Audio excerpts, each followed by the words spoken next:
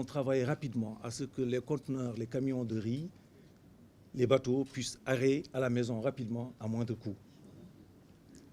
C'est l'instruction que le président Macky Sall a donnée au gouvernement.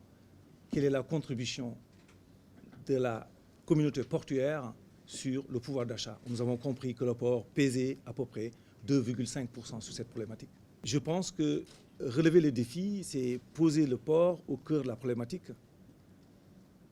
Le port de Ndayane, le port de Sendou-Bargny, donc ces gros ouvrages apporteraient la réponse structurelle, donc dimensionnante, au problème du système portuaire.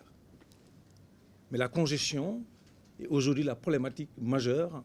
Il va falloir qu'on bâtisse un plan de contingence, apporter rapidement les réponses pour que l'huile, le riz, au large, puissent accéder dans les familles à moindre coût. Et c'est possible. J'invite la communauté portuaire autour de moi, en respectant les principes et les orientations du président Macky Sall, pour lui apporter rapidement, comme on l'a fait par ailleurs, dans des sujets beaucoup plus compliqués, mais en tout cas des sujets importants, pour répondre à la problématique. J'ai conscience que le privé sénégalais est engagé, je l'ai vu, je l'ai compris, j'ai parcouru un peu la documentation. J'ai conscience que le privé international est attiré par les opportunités d'investissement au Sénégal. J'ai compris aussi que 95% des conteneurs qui arrivent au Sénégal rentrent vides. Donc il va falloir donner au port la possibilité, l'opportunité d'investir dans les zones économiques spéciales. Il va falloir que la tutelle accepte que le port puisse apporter ce rôle-là, parce que c'est important. C'est un écosystème.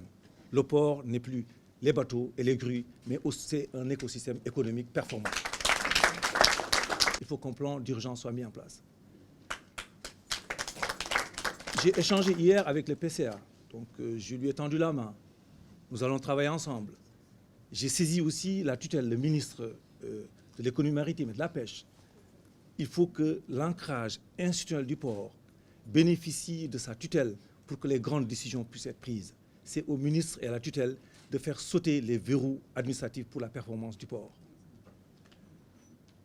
Le port, c'est aussi la famille, les employés, le personnel du port.